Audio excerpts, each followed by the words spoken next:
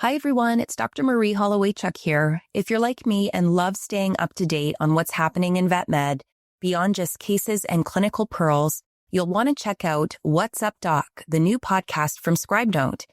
Hosted by Dr. Katie Gallagher, veterinarian and co-founder of ScribeNote, What's Up Doc dives into the real conversations happening in our industry, from the latest trends in tech to mental health and the everyday challenges veterinary professionals face. I had the chance to be a guest on the show to talk about all things veterinary well-being, and trust me, it's not your average vet med podcast. So wherever you listen to your podcasts, search What's Up Doc by ScribeNote, hit follow, and join the conversation.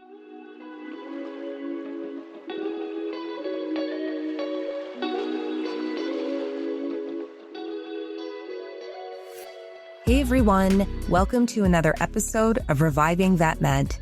Today, we're diving into a topic that many of us in veterinary medicine find uncomfortable, but one that's absolutely essential for building healthy teams and workplaces. And that topic is conflict.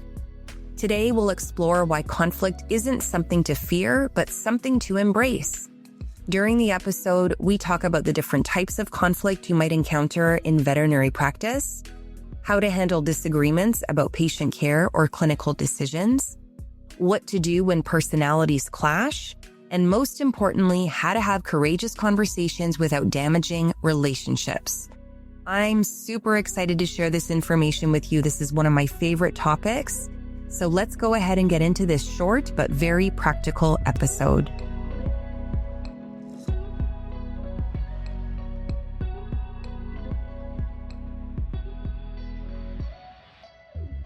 This is the Reviving Vet Med podcast, and I'm your host, Dr. Marie Holowaychuk. And my mission is to improve the mental health and well-being of veterinary professionals around the world.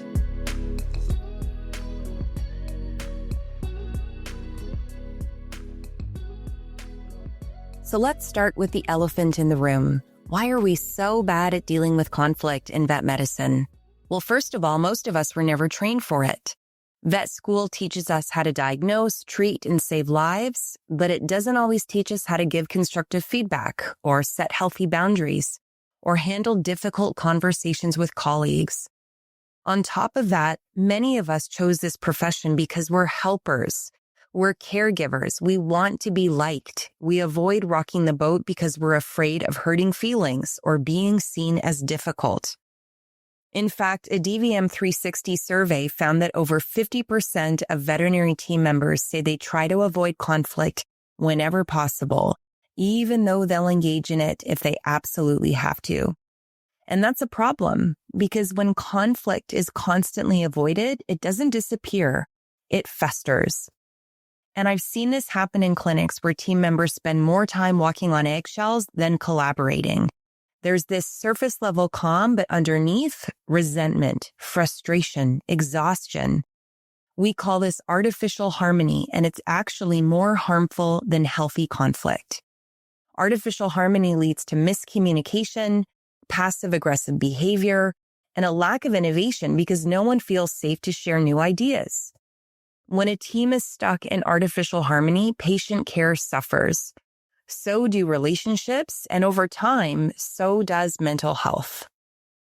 So let's reframe this. Conflict is not a sign of failure. It is not a sign of dysfunction. It's a normal part of being human, and especially when you're working with a team. In fact, diverse teams are supposed to have conflict. If you're all bringing different clinical backgrounds, communication styles, and personalities to the table, you're bound to disagree sometimes. And that's a good thing. Think about it this way. Would you rather work on a team where no one ever questions decisions? Or a team where people feel empowered to speak up, even if it's uncomfortable? Conflict gives us the chance to learn from different perspectives, to challenge the status quo, and to grow as individuals and as a team. And when handled well, conflict leads to better patient care, stronger relationships, and even more resilient teams. So instead of asking yourself, how do I avoid conflict? Let's ask, how can I embrace conflict with courage and compassion? So let's break conflict into categories because not every conflict is the same. The first type of conflict is information conflict, and this is when people disagree about facts, opinions, or decisions. It might look like debating how to manage a critical case, or disagreeing about when to upgrade the practice software, or having different ideas about when or who to hire as new staff. Information conflict is healthy and productive, especially when handled well. It challenges us to think critically and to consider new options. But if handled poorly, it can turn into a personal battle of egos, and that's when things spiral. The second type of conflict is personal conflict, and this one's a bit trickier. Personal conflict stems from interpersonal friction, not the task or the problem at hand. Maybe someone's tone came off as dismissive. Maybe there's been a pattern of passive-aggressive comments. Maybe there's a clash of personalities or work styles. When personal conflict goes unresolved, it creates gossip, cliques, and disruption of team cohesion. In extreme cases, it can even lead to disruptive behaviors like condescension, verbal abuse, or avoidance, all of which need to be addressed directly.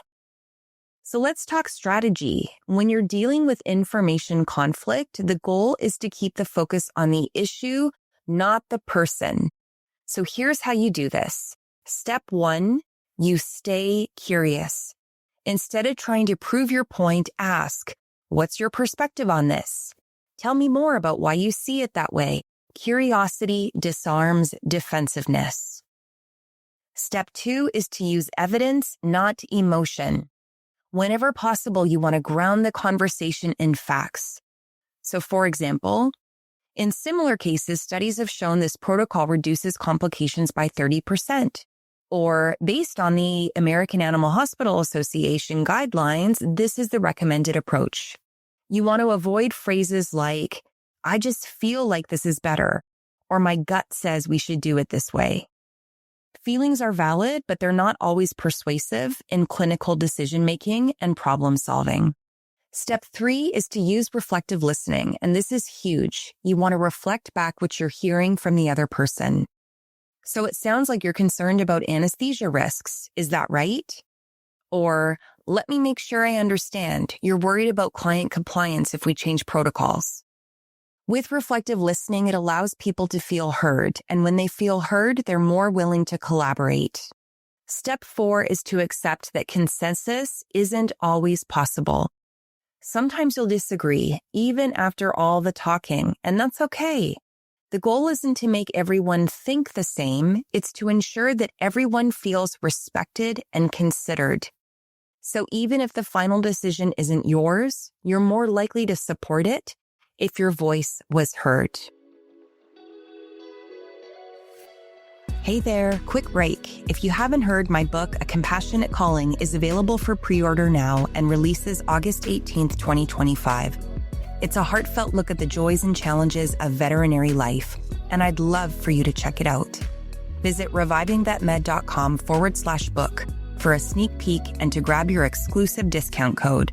That's revivingvetmed.com/book. You won't want to miss it. Now let's tackle personal conflict, which is where most of us get stuck. Maybe a coworker snapped at you during rounds. Maybe there's been a pattern of eye rolling or undermining comments. What do you do? How do you handle these situations? Well, instead of avoiding them, I'm going to urge you to use the DISH script. DISH, D-I-S-H, stands for describing the situation, identifying your concerns using I statements, suggesting alternatives, and highlighting the benefits of resolving the issue. For example, earlier today during rounds, I noticed you sighed and rolled your eyes when I suggested a treatment plan. I felt undermined and embarrassed when that happened. Next time, could we bring up the concerns openly during the meeting so the whole team can discuss them? I think this will help us collaborate better and avoid any misunderstandings in the future. So you heard there in the first sentence, earlier today during rounds, I noticed, that is the describe. Then you identify your concerns with I felt undermined and embarrassed. Then comes the suggestion. Could we bring up the concerns openly? And then finally, we highlight the benefits. I think this will help us collaborate better. So why does the dish script work? Well, for one, it avoids blame. It also focuses on the behavior, not the person. And similar to information conflict, it invites collaboration, not confrontation. Some other tips for handling personal conflict situations are timing. We want to make sure that we time the conversation appropriately, meaning we don't wait too long, but we also don't address it in front of clients or other team members or when our emotions are running high. We also want to make sure that we do this in private, finding a room or a space that nobody is going to interrupt you, or even going outside and taking a walk to talk to the person one-on-one. We also want to make sure that we stick to one issue at a time. Try not to get into the habit of keeping a tab on what somebody is doing that upsets you and then bringing up all of these past grievances at one time. We want to make sure that we're giving people the opportunity to improve. We also want to be open to feedback. Remember that conflict is a two-way street. Sometimes we are playing a role in the conflict without even realizing it. Another powerful tool that I often teach in workshops is the power of conciliatory gestures. So conciliatory gestures are when you show vulnerability or even take accountability, even if it is just a small part of the issue. So for example, I realized I was short with you yesterday. I was feeling overwhelmed and I'm sorry. Or I know I tend to get defensive about my treatment plans. I'm working on that. When one person offers a conciliatory gesture, it often inspires the other person to do the same. In essence, it just softens the conversation and shows vulnerability. And it shifts the dynamic from a me versus you to an us versus the problem. But here's the catch. It has to be genuine. No sarcasm, no passive-aggressive tones. Sincerity really is the key. And at the core of all of these strategies is a really important concept of compassionate or nonviolent communication. Nonviolent communication focuses on needs, not blame. It uses positive language and specific requests, and it keeps the door open for dialogue. So, for example, instead of saying, "You never update the treatment board before your shift ends," instead, "Could you please make sure the treatment board is updated before the end of your shift?" It helps the next team stay on track. This small shift in language reduces defensiveness and promotes teamwork. So before we wrap up, I want to invite you to do a little bit of a reflection. Think about a recent situation where you avoided conflict. Maybe you bit your tongue when you disagreed about something. Maybe you stewed in silence after a coworker's comment. Ask yourself, what was I trying to protect by avoiding the conversation? What might have changed if I'd approached it with curiosity and compassion? And how can I practice courage next time, even if it's uncomfortable? So to sum it up, conflict is not the problem, but avoidance is. When handled well, conflict strengthens teams, it fosters innovation, and it improves patient care. You can do this with tools like the dish script, reflective listening, and compassionate communication. You can face conflict with courage and grace.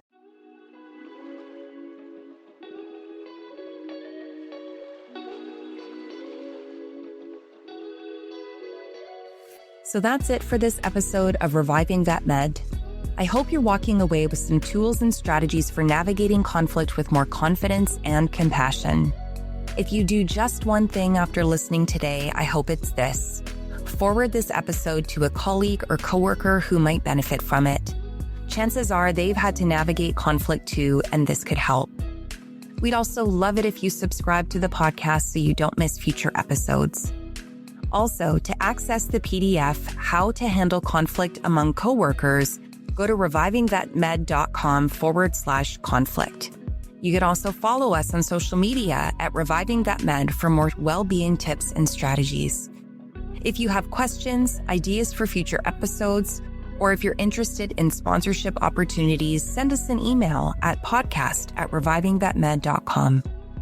A big thank you to the team at Podcast Prime Solutions for producing this episode. And most of all, thank you for listening. I hope you'll join me next time. Until then, take care of yourself. Bye for now.